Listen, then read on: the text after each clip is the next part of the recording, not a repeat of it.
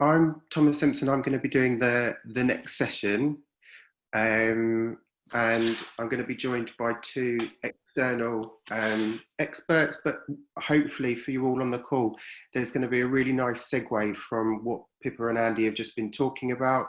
Um, I'm looking at creativity for a project and how that's measured against the three pillars of sustainability, and also. Yeah, there was just some really interesting points made by Pippa and Andy about passive design, and the case study that I'm going to be talking you through very much uses passive design in Uganda. So I can see Daniel's joined us and Ian's joined us. Thank you both. I'll get started, but just so you all know, I'm going to try and keep this panel discussion fairly light on academic jargon. Anyone who's really interested in the approach that I've taken within my PhD, there is another session coming up next week on Wednesday.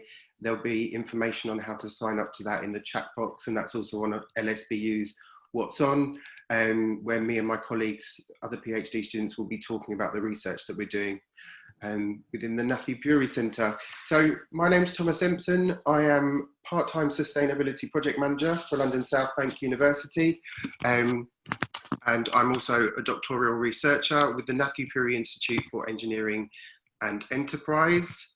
Today I'm going to be talking to you all about creating sustainable development.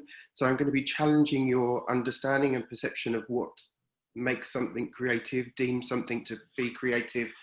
I'm using the case study of the Katchumbala Maternity Unit, which is a project that Ian and Dan have both run, and they've been very kind to allow me to use this as part of my body of research. To introduce my panelists, so there's Dan Flower, he is Design Director at HKS Architects, and Ian Flower, OBE, who is the founder of Engineers for Overseas Development. Thank you both for joining me. As I said, I'll go through the background of my research and then we'll break this into a panel discussion, and I'm really grateful that you've been able to join us all here. So the running order, I'll talk about for 20 minutes just to give an overview of what my PhD entails, the inspiration behind the body of research. I'll then be doing a series of questions with Dan and Ian to talk about the Katchumbala Maternity Unit, and the impact that's had to real people in Uganda. And also then we'll open up for 20 minutes where there'll be Q&As for everybody who's listening into the session. So please do start thinking about your questions and popping them into the boxes below. I always like to do my thank yous up front. So I'm really grateful to my two supervisors who have seen me through the whole PhD process. Firstly, Professor Shushma Patel, she's my Director of Studies, and also Professor Shannon Chance. They're both, a PhD is not a lonely journey, it can be at times, but these have both been guiding me through what I should be researching, how I'm conducting my research, different methodologies, and they've been pivotal in helping me work through the 60,000 word thesis that I'm currently working on. And my research is funded by the Nathu Puri Institute, and I'm very grateful that they've allowed me to have 3 years to really deep dive into this area of creativity for sustainable development. So the thesis that I'm working on, the title is called Creative Engineering for a Sustainable Future. What inspired me, also horrified me, was a very linear approach to development that's arisen from the past 3 industrial revolutions. We've developed a system where we extrapolate finite resources from the planet, we turn them into goods, be those buildings, material goods, and we have a culture of sort of dig, dump and burn. So we disregard of a lot of the things that we create. And with the emergence of the 4th Industrial Revolution, we have a real opportunity to rethink what is creative, and how does creativity support us to move forwards towards a sustainable future. In terms of the contextual pressures that my PhD has responded to, so they've been mentioned a lot today. There's the 17 Sustainable Development Goals, which 193 nations agreed to in 2015, of which we aim to achieve by 2030, which include things like zero hunger, zero poverty, quality education, and climate action. The population growth, so we're currently on 7.6 billion people, and that is predicted to become 9.8 billion people by 2050. So that's an extra 2.2 billion people on the planet that will need resources, housing, etc. The Sustainable Development Goals spill over. So just to give a very brief overview, in the 2019 reports on the success and how each nation was doing against their Sustainable Development Goals, and the 17 for each nation, there was some real, what become apparent is the measures of how developed nations with greater social mobility are having detrimental impact on developing nations, more specifically around their social, economic, and the environment. So this is a really interesting development on how we're looking at the goals and reporting on them, to see the interconnectivity of how some of our privileges and advancements are having negative impacts around the world. In 2018, the IPCC, so that's the Intergovernmental Panel on Climate Change, released a report that said we have 12 years until irreversible damage will be caused from temperature rises, and those temperature rises are from industrial human activity. We consume 1.7 planets worth of natural resources, so that's the rate at which planet Earth can replenish what we're consuming. And there's some sort of higher offenders, so from the United States using up 5 planets worth of natural resources, Australia 4 planets worth, and Russia 3.2 as the 3 leading countries that are using more resources. And then the role of engineers. So engineers are, as according to the Royal Academy of Engineering, and I'm sure Ian as an engineer and Dan would agree, that engineers are to use their creativity to solve world problems. So that's kind of a duty. My research very specifically follows this trail of thought, which is called post-normal times. So Sadar presented a new era, which he called post-normal times, which are defined by complexity, chaos, and contradictions. And Montzori asked us to look at post-normal creativity and measure it based on its contextual, collaborative, and complex nature, and take inspiration from things like philosophy, ethics, and positive action. And just to highlight sort of this chaos and contradiction, we understand that there's an island 3 times the size of France in the Pacific, made of plastic. That's something that's man-made, that's something that's grown over the last 100 years. We're really seeing civil unrest across the world, from Hong Kong to Chile to the more recent protests from Extinction Rebellion and Black Lives Matter in the UK. People are really feeling the pinch and inequalities, and there's huge disparities in wealth distribution. And Oxfam reported last year that the top 20, the combined wealth of the top 26 richest people is bigger than that of half of the global population. So 26 people have the wealth of the equivalent of 3.6 billion people. So there's huge disparities there. It's really important to understand where we've come from. We have had social advancements, we live a lot longer, our houses are much more well equipped by, not for all, but for a majority. But everything that's come before us is called modernity. And to go forward, we really need to challenge our understanding of what's creative and start to pave a new way.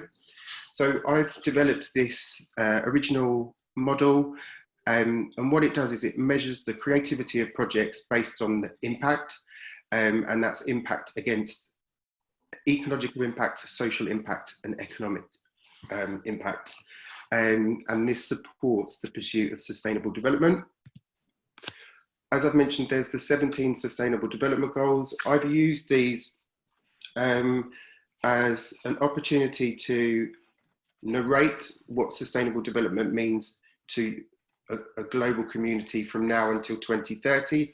But the kind of donut that I've created, when the UN have more goals that would be released in 2030, you would still be able to overlay this because it applies to the 3 pillars of sustainability. So what I did is took the 17 goals, I've segmented those into ones that are based around environmental pressures, those that are based around social pressures, and those that are based around economic pressures. And then the research, so looking at the Katchumbala Maternity Unit, the 5 key areas of what I'm looking at and measuring creativity is understanding the creativity of the product, the people involved in delivery, the process of managing creativity, the pressures that a project responds to, and the purpose that of the project from its initial outset. And I'll explain those over the coming slides. So I use a triangulation mix method and using a case study methodology. Phase 1 looks at pressures, purpose, and impact of a product. Phase 2 quantifies, so pulls data that looks to give value to the people, the product, and the purpose and impact. And then the third phase, I conducted a range of interviews with Dan, Ian, and their colleagues, looking at the findings that come out of phase 1 research, phase 2 research, and getting opinions and perspectives. And we're going to have some of those live today. As I said, next Wednesday, if you want to know more about the processes of my academic research, please do join. So the product itself is the Katchumbala Maternity Unit. In terms of the purpose of the project, so Kachumbala is an impoverished area in eastern Uganda. It's home to 160,000 people and an area with limited healthcare access. And this region suffers from high infant and maternal mortality, a rate that is higher than the United Nations state should be a minimum standard. So we're losing more lives in that unbelievably crucial moment in a woman's life and a child's life of birth and labour. So this is what Dan and Ian and their team have stepped in to help resolve. In terms of the design challenge, the team from Engineers for Overseas Development, HKS Architects, and Clive Building Skills have used sustainable solutions such as passive design, low-cost solutions, creativity. One of the key findings with creativity doesn't have to cost an arm and a leg. It's about the way that we think and do things. Locally sourced workforce, building materials, and a clean energy mix. So the people from HKS, you've got Dan, who's on the call. There was also Jess, Julie, and Ellen who were involved, and under a specific umbrella called Citizens HKS. From Engineers for Overseas Development, we had Anthony Delwyn and Ian, and also the Engineers for Overseas Development organises for apprentices to go from the UK to go and help build these buildings with the local Ugandan workforce. So that's a key other people that were involved. So coming back to my model, in 2019, this is the dashboard for the SDGs in Uganda. This shows how well Uganda is performing against the 17 Sustainable Development Goals. These are reported on for all nations, and I encourage you to have a look if that's something of interest. And then what I've done is taken these goals and overlaid them onto the model that I've developed. So what you'll see in the blue circle, the social pressures, are all on red. So Uganda, the contextual pressures in Uganda, there's a huge amount of help and support that is needed to meet social minimum standards as set out by the United Nations. There's, in terms of, yeah, the ecological, they've got a green flag on number 13, which is climate action. And actually that's a really common thing to see, is developing nations are performing exceptionally well on climate action, on responsible consumption and production, and developed nations, they're very much a red indicator for countries like the UK, the US. So when I measured the impact of the Katchumbala Maternity Unit, I've then overlaid the results. And here you can see 5 social factors have been positively impacted on the deliverables of the deliverables of the project. I'm trying to move our little cameras out of the way. They include good health, quality education, clean water, affordable energy, sustainable cities and communities, and responsible consumption and production. Decent economic growth, I've flagged as yellow, because the project offered workforce, it developed new careers for people for the year and a half that it was being delivered, but they're not necessarily sustainable jobs ongoing.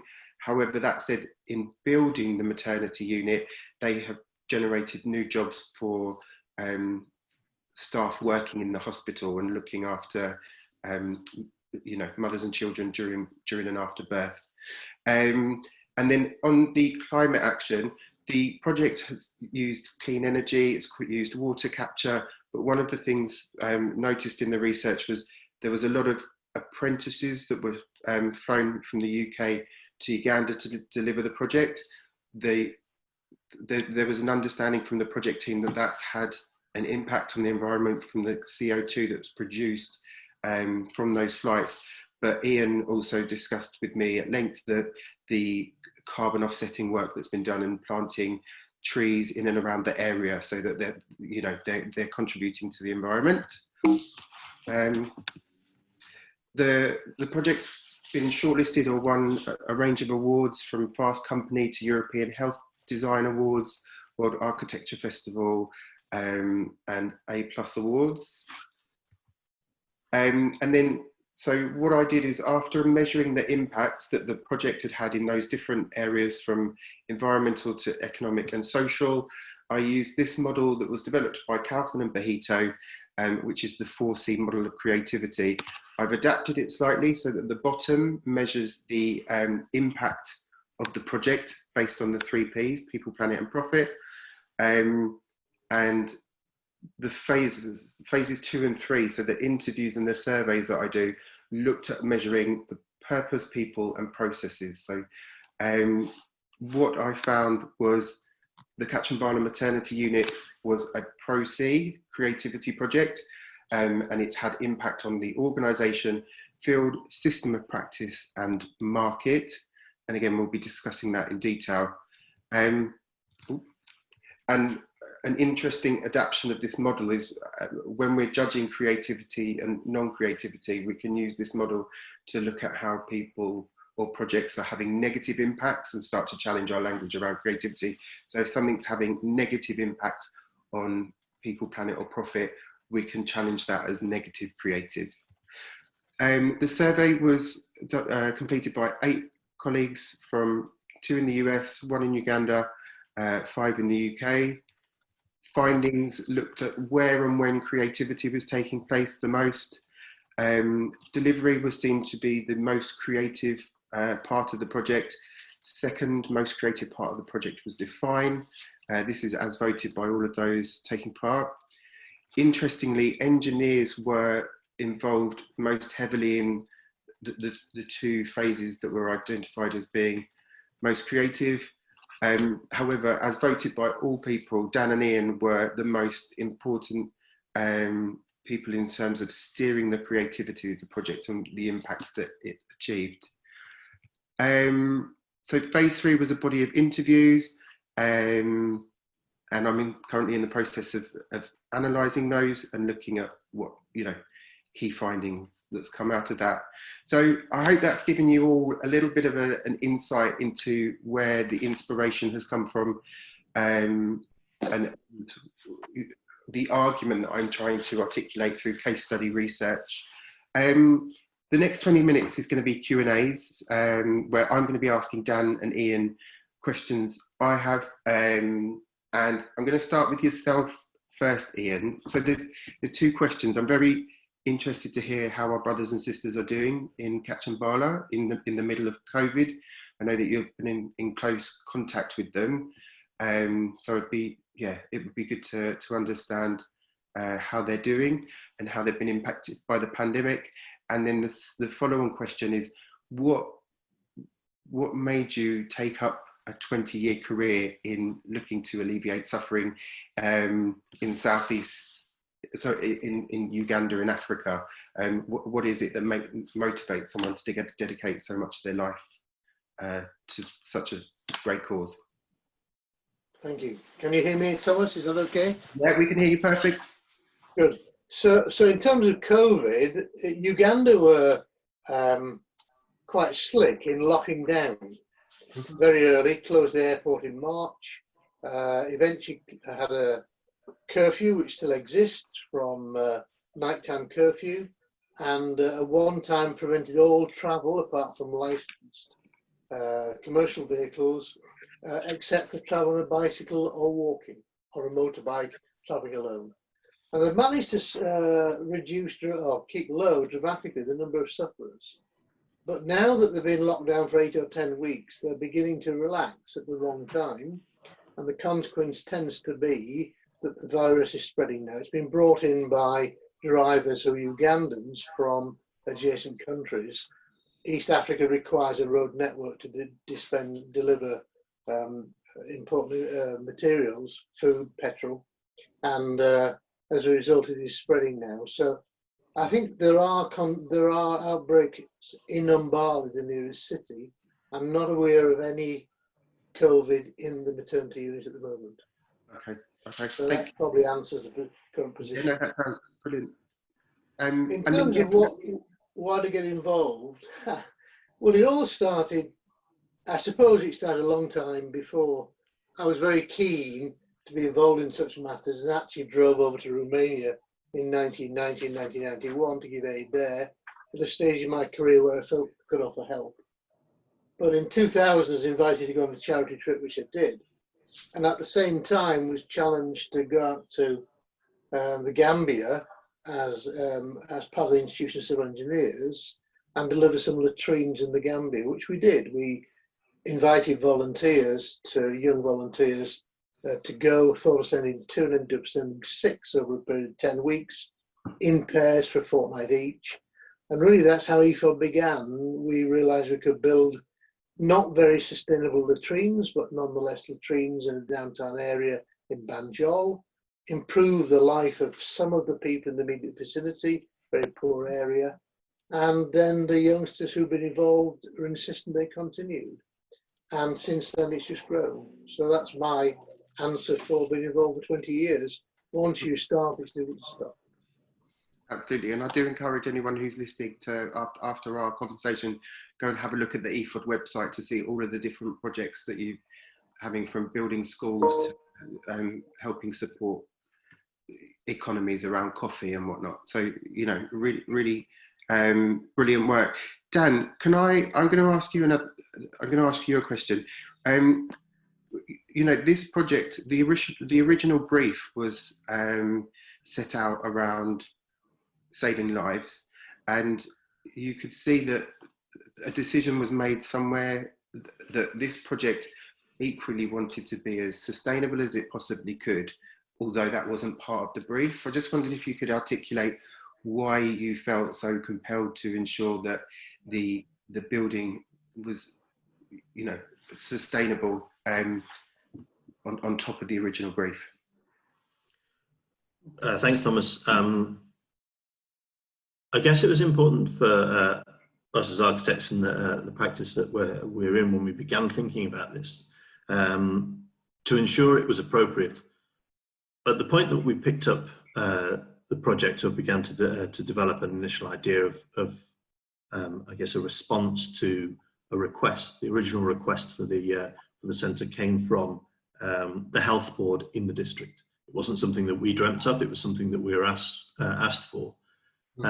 And the brief emerged through, or the spatial brief emerged through talking to the practitioners, the midwives, and the leadership of the unit and the health oversight in the region, in what they wanted to achieve by way of increasing the maternity provision, making safe provision for mothers in line with WHO standards of sort of 24 hours of aftercare and the likes, effectively doubling the number of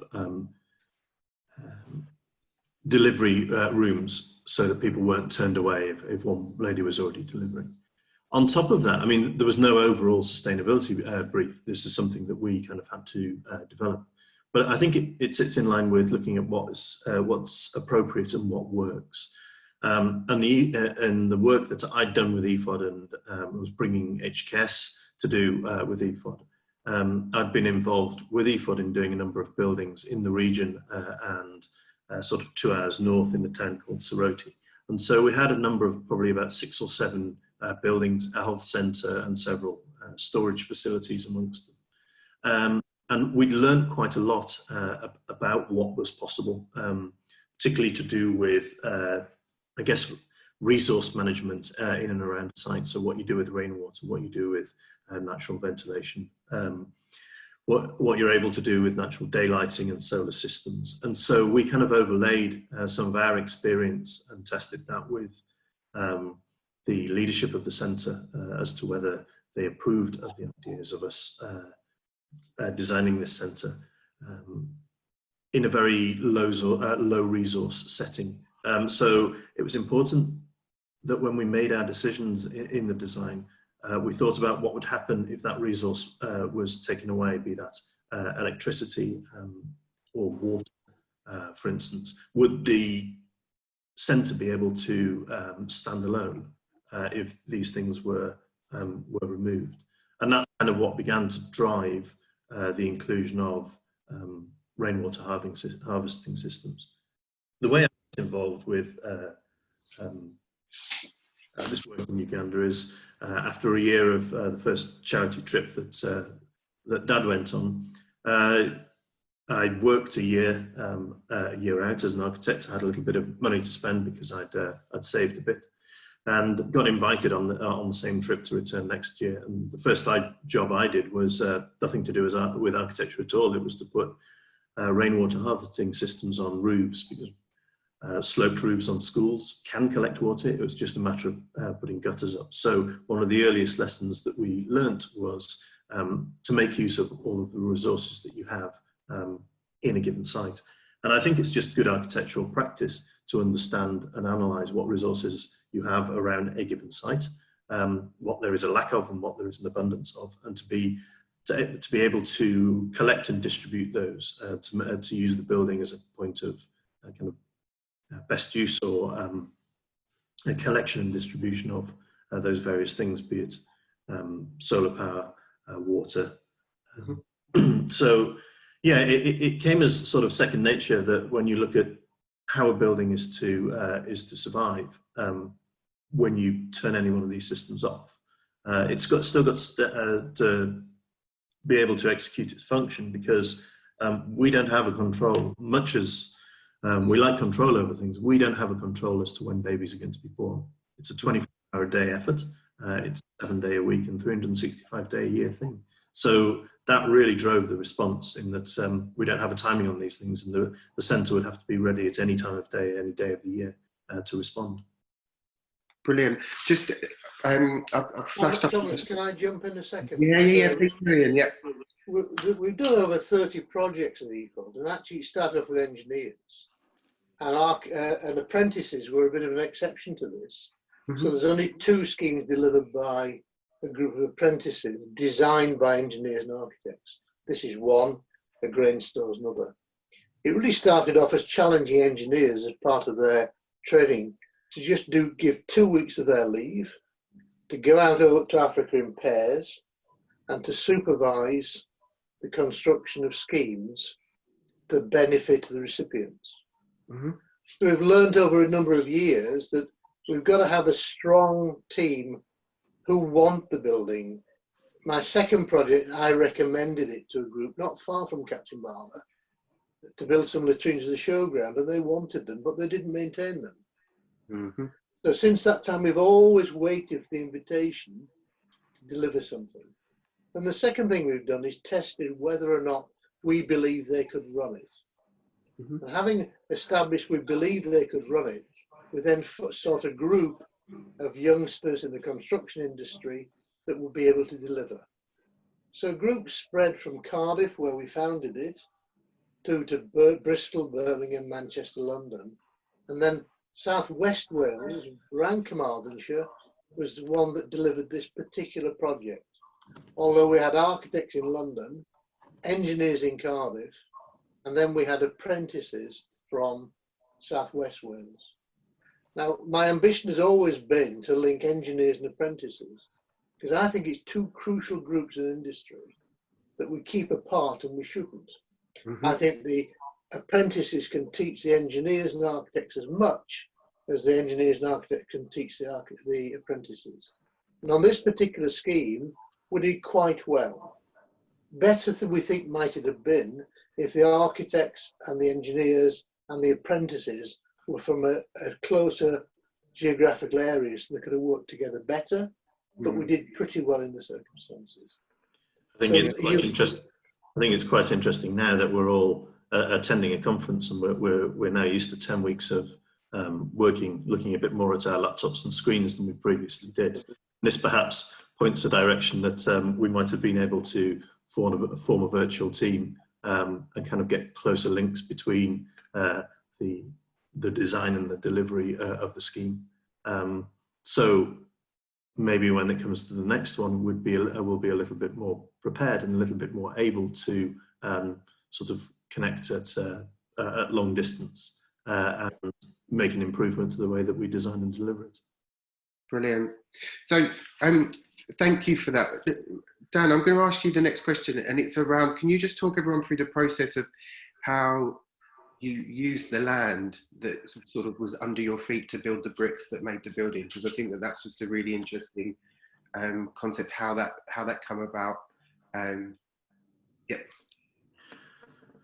So around about 2003, when we were looking at building a health centre up in Soroti, which I'd mentioned, a technology that was indigenous to Uganda and had been developed in the university down in Kampala, in Makerere University, used a simple metal press built in Kenya at the time to use a dry mix of marram, cement and sand with a little bit of water to press blocks that could then be dried in the sun.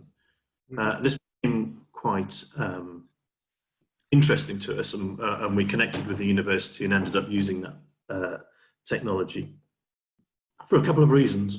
One was that we couldn't get grants to buy materials. The grants that we could have access to, particularly from the Welsh Government at the time, only allowed us to train people. And what we found was, if we bought a machine that people needed training on, the product of people training was bricks that we could use. The second reason this is very interesting was the usual way of making bricks is to cut clay or mud out of the ground, to dry them in the sun, but then to clear a lot of firewood from around where you want to bake the bricks to form an oven and to bake the bricks, which was had a great impact in removing trees. And trees are very useful for not only providing shade, like you can see in the picture here, but also keeping improving the stability of the ground, so you don't get wash away in kind of deluge rainwater that they often get in Uganda. So it gave a really sustainable way. They're called ISSBs, interlocking soil stabilized bricks, and there's several papers written on them. I think they're quite common here. What we did in digging the rainwater and wastewater systems behind the centre, and a septic tank at the base of the site and soakaways. It gave us an enormous amount of material that we could then press into the 3,500 blocks that we used for the internal walls of the centre.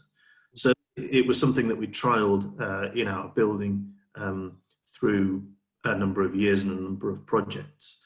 And it has that dual benefit of being a lot more sustainable than a clay-fired brick. Yeah. But also teaching not only engineers who go out there, but more importantly, teaching local tradesmen how to press these bricks and how to get them the right consistency. So it kind of covered a few things of using a waste material as a kind of an upcycled material.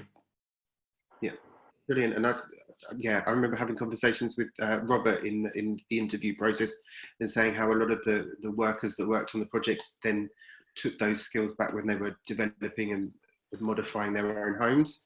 I'm going to move now on to the social impact. So, you know, when we're talking about this building, it's a maternity centre, and you are, and the staff working in this building are working with women in the most vulnerable moment of their entire life. Ian, can you just elaborate on what's been the social impact for the community there? I've put a few statistics up from the research that you published, but just on a really human level, what's been the impact there?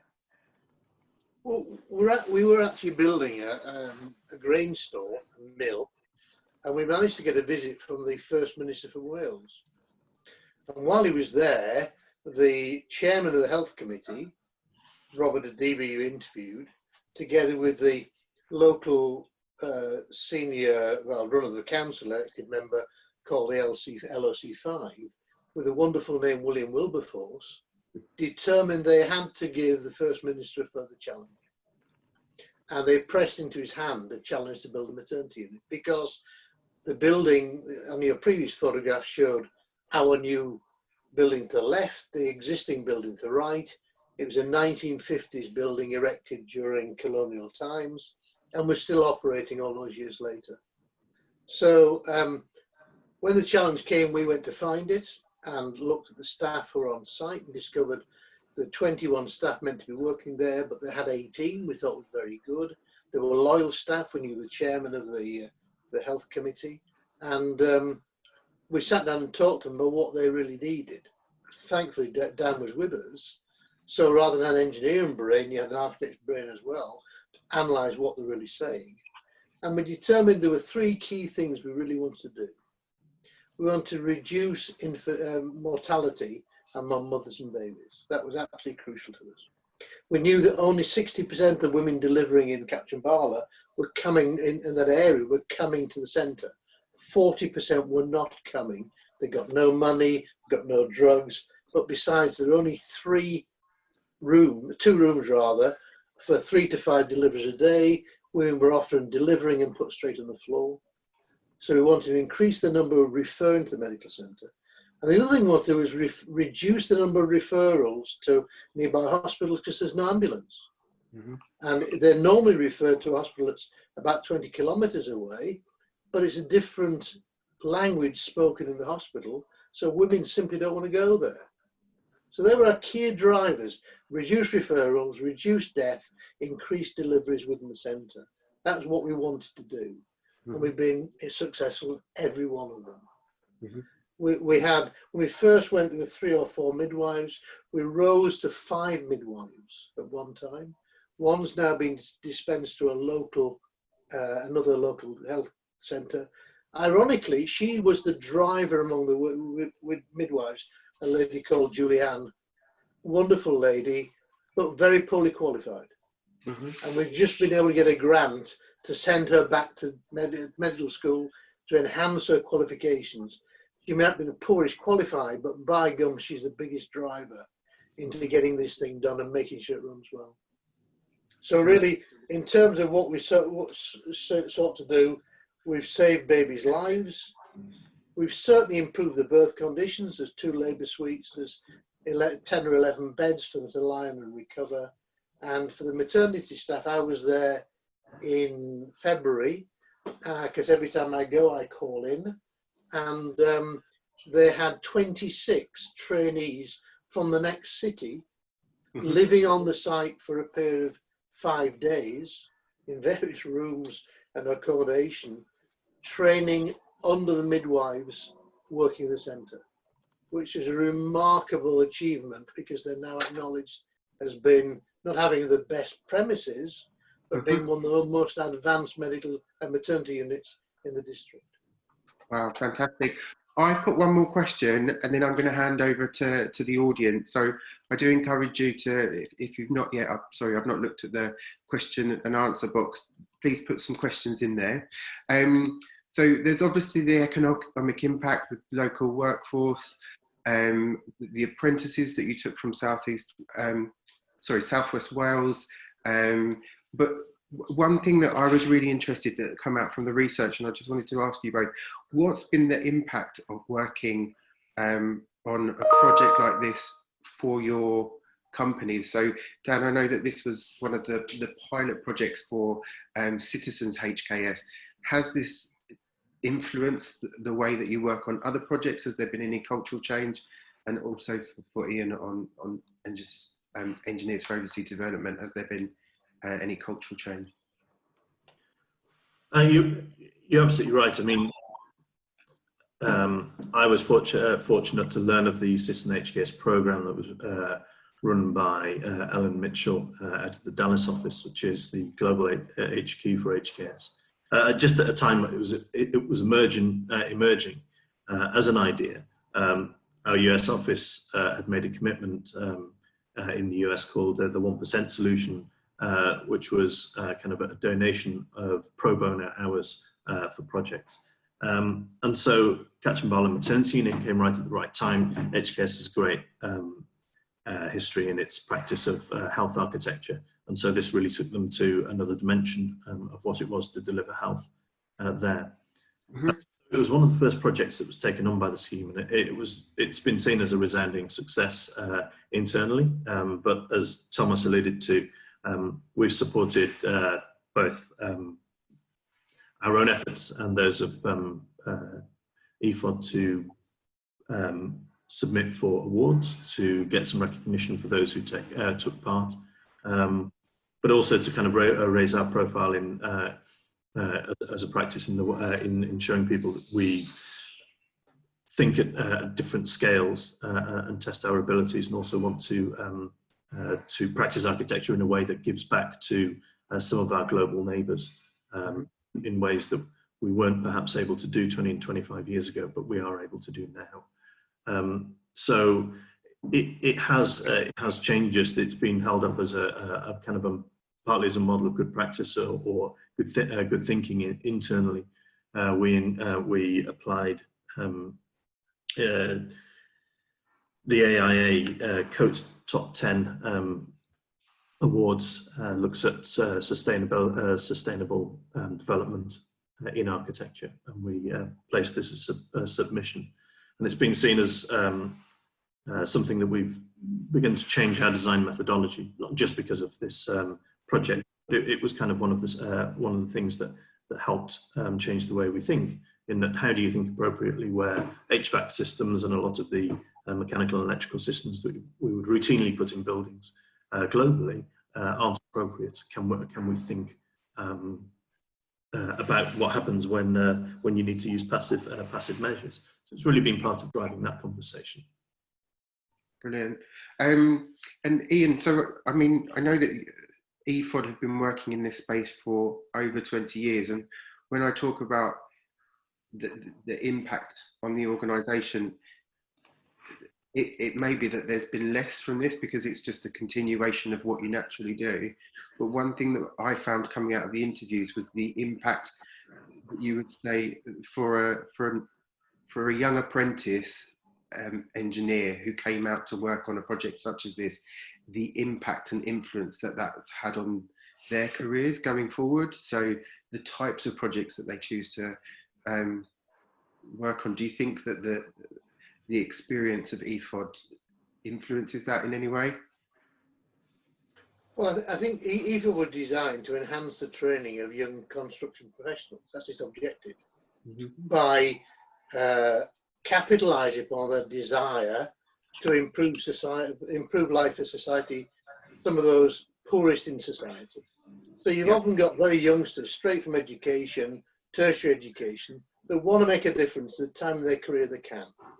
They're not generally encumbered with family, with houses, with all the pressures of life. So between the age of, say, 22 when they graduate and 30, there seems to be a window opportunity for them to make a difference. But the question is, does it?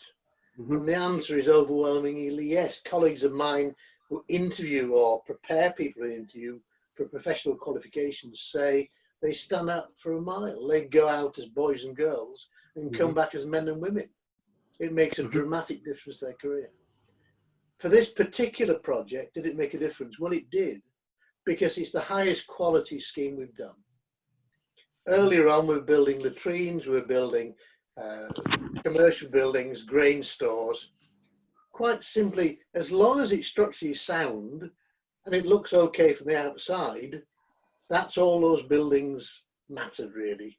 Yeah. What did it matter if some of the bracing on a building didn't look tidy but was in the right place? As long as it's structurally sound, it's fine. But you step into a maternity unit and all that changes, and you've got to go for much higher quality. And when you go for a higher quality, all of a sudden you become much more eligible for awards and the like. And that the other problem we have with awards as a charity is, how can we spend money that's given for me doing good in the third world on entering an award? But having a company with us like HKS means they've been very happy to spend money, £500–600 to enter a competition to get us to the top table. So Brilliant. I think it's made a remarkable difference, really. So I'm not sure if that answers your question, but I think it's made a dramatic difference. Yeah, no. It was a really interesting perspective. I've got a couple of questions that have just come in here.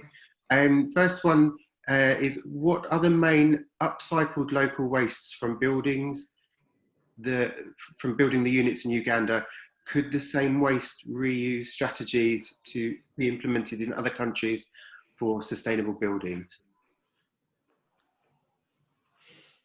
Well, in terms of waste, Dan's mentioned excavating marram, which just happens to be naturally occurring on that particular site. And that is the perfect solution. If you can dig the marram on your site and use it to make your blocks, that's a win-win. Other recyclable we did was, the foreman on this particular development was very clever. He stripped out all the timber, retained all the timber that was fit for reuse, and for the first time we had crash decks for doing the ceiling work, which we never had before. Health and safety is pretty basic in East Africa, and it costs money. And so slowly we're improving the standard, but you can't go to British standards overnight. It's just, we don't think it's possible. But he was able to sort out all the timber and allocate timber for reuse and timber for giving to the workforce. And they donated pots of timber. I saw it all carefully laid out, and each member received a certain portion of timber. Largely to burn at home as firewood, but that's what they do to cook. I just insisted that every piece of timber was denailed. I gave a hammer to one member and told him to take every nail out of every piece of wood, so there's no damage to anybody. Recycling water, well, we catch water because it's given to us free, and that's a big challenge, but we do it wherever we can. In terms of solar power, it's freely available, but it costs a lot of money to install. And on this particular project, we really didn't know we got the funds to put in a solar system until almost 2 weeks before we opened the thing. The solar system was put in the last 2 weeks. Now, we'd love to have been guaranteed we got the money to do it. So we managed to put 11 lights and a fridge, all solar driven, because we just happened to have the money at the last minute to do it. We'd love to have planned that in better. I'm not sure what else we recycled. Dan, can you think of anything? No, not offhand. I think a lot of building materials are relatively delicate over there. So taking out of one, we didn't have to dismantle an existing building to build what we built, and so we didn't have much reuse of materials, like from the decommissioning of another project. It was mainly the soil. Can that be used in other countries? Yes. We kind of held quite fast to the idea that we shouldn't be importing technologies from outside. We have tried to do that on other projects, and it tends not to work. It can be difficult to get materials to site, but equally, if people don't know how to use them, if they're kind of not indigenous, then we struggle, and that isn't great. There's a couple of questions that have come up. Yeah, I'll read them all out. So, all right, okay. The first question was, would you say that 51% of power of the scheme came from renewable energies? Did this include drilling into the Earth's crust for geothermal power via heat from the Earth? No. That's a yeah. It didn't. No, that was a step too far for us. Yeah, we could only use the heat for cooling. Mm-hmm. So, but you've got to bear in mind, you've got to obtain a machine. The first time I took the managers from the apprentice scheme onto site, one of them, who ran a construction company in Southwest Wales, said, well, we're getting here, 3 days, we can level the site, turn the material, dig the foundations. I said, that's absolutely fine, Delwyn. Where's the machine? Well, there must be one. Well, where is it? Have you seen one yet? Well, no. So where's it coming from? Where's the fuel coming from? Who's paying for that? And what if it breaks down? Do you stop working? What's the alternative? Well, you see those 20 men standing there with nothing to do, give them spades. Yeah. And so we handball everything. Mm-hmm. We have a store, by working in one area, of about, well, we work in 2 areas mainly, Soroti and down around Katchumbala and Bali. We can store our surplus materials in one of our stores. Our wheelbarrows, our spades, our pickaxes, our adzes, our saws, anything we buy. Mm-hmm. And we can also set up a repair shed, so we can put new wheels on the wheelbarrows, so we're not wasting our equipment. Otherwise, it's thrown away. With the brick press, we've almost worn it out. It's been working for 12 years in this area. Other schemes we've done more remotely, we gift the brick press to the charity. Right. Okay. We teach a group of men how to use it. Mm-hmm. If need be, we bring a team in from outside to teach them. And once they've learnt the keys to making them, we leave the brick press with them so they can carry on giving a line of business for people. So in terms of recycling, we don't. Bursting the Earth's crust, no, that's too advanced for us at the moment. Yeah, no worries. The next 2 questions are both from Josie, and they're on funding. So Josie's asked, how was the project funded? And secondly, if you're allowed, could you advise how the budget was allocated? What do we end up at, Dad? Was it around about 125,000? Well, I think 110. Yeah. 110,000. We predicted 100,000, mm-hmm. and then we equipped the centre with £10,000 of the kit. Okay. So when the First Minister came and received the challenge, we went to see the LSE 5 the next day to say, okay, what was the challenge? Can we see a copy? And we got a copy of it. And I immediately wrote to the Welsh Government and said, look, the First Minister received a challenge. Will you please give me £100,000? And we'll build it for you. Well, of course, they just laughed and said, we don't have that. Okay, we'll raise half it, give me 50. Well, we can't afford that. Well, give me half the 50 this year and half next year. Well, they gave us 21,000 in year 1, but the devolved power that they have in Cardiff Bay only permits them to gift money on the basis of training or health, education or health, only to devolve matters they've got in Westminster Government, from Westminster Government. The rest of it lies with DFID. So under training, they gave us £20,000 to send engineers apprentices there. But that was a phenomenal start because it meant we could go out, break the ground, lay the foundations, photograph them and say to everybody, look, we've started, give us some more money. Right, okay. Now, the receipt of money really hampered the project, and we built it in 4 phases. It was HKS who stepped up, because once Dance got it accepted, they had it as their annual fundraise and gave us $45,000. That just made all the difference, tremendous. Brilliant. And do you want to talk a little bit there, Dan, about how the funds were raised and the contributions of HKS? And then I've got two more questions after. Sure. You know, I think it's fair that each of the parties that were involved went away and did their own fundraising as well. Money came from EFOD, from the apprentices in South West Wales, holding various dinners. I went over to Dallas.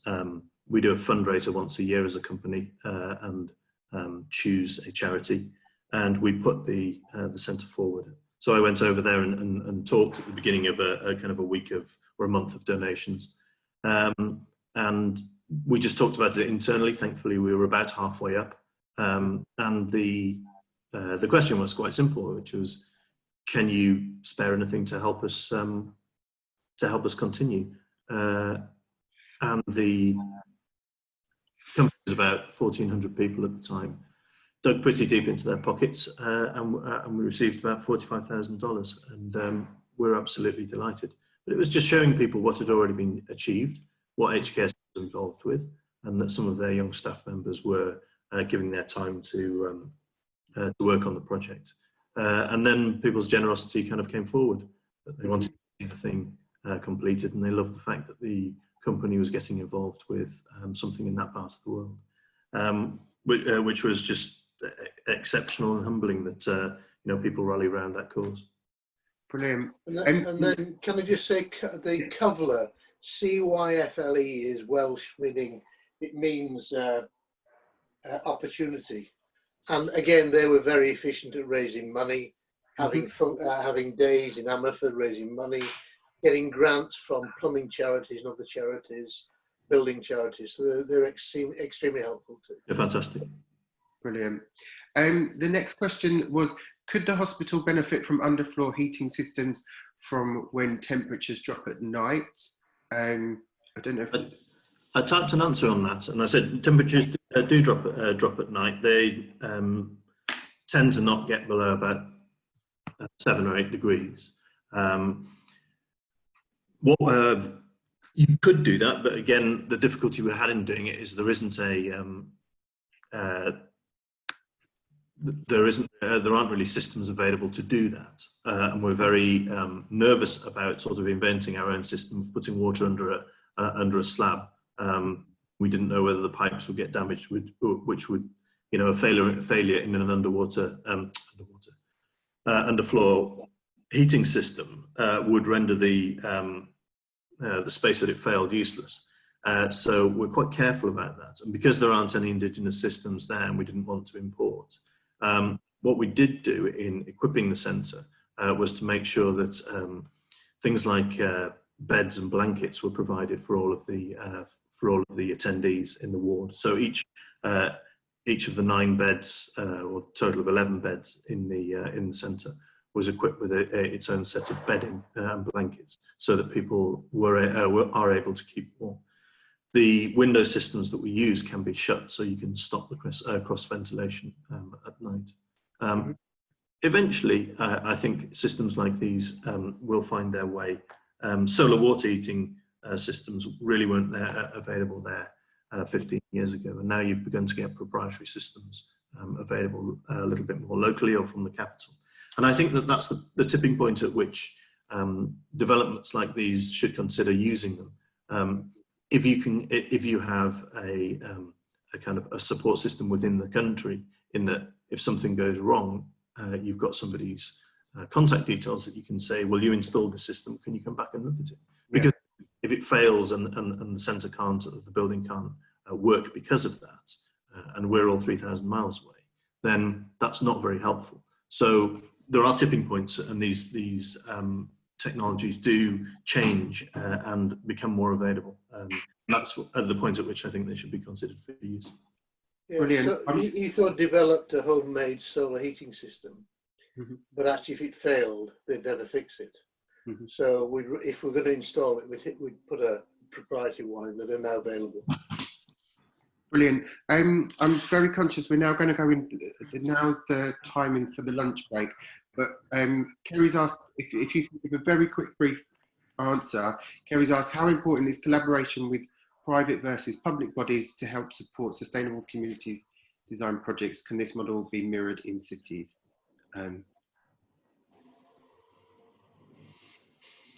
Well, EFOD are a charity, so we're not allowed to deliver for any commercial client.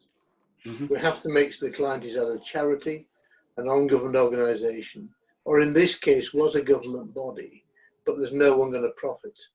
The complication in Uganda is that local authority are responsible for providing premises for the Ministry of Health to operate in. And because of that, we could negotiate with the local government, get consent to build this, get the standards that were required, and then build it for them, that then guaranteed that the Department of Health will put staff in it.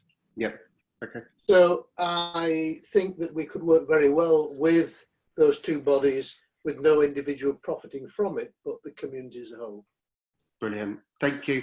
I'm going to wrap up because our time is up, and when Neil pops up, that means time is up. But very quickly, just to round up, so we've done questions, and thank you to everyone. I asked anyone who's just listened to our talk, when you go back to your, school projects, your projects in the workplace, challenge what the positive contribution that they're making to the economy, society, and the environment. And please use this in language when you're talking around creativity, especially within the climate of the climate and ecological crisis. They're my contact details, and I've got a lovely little podcast called Sustainable on Spotify if anyone wants to have a little listen. And join us next Wednesday. But Dan and Ian, thank you so much for your time and just for coming along. And I'm going to stop sharing and bring you both up so I can see you in full. And yeah, just thank you so much for your time. And we really value your input to the LSBU's conference and talking about your project. So yeah, thank you.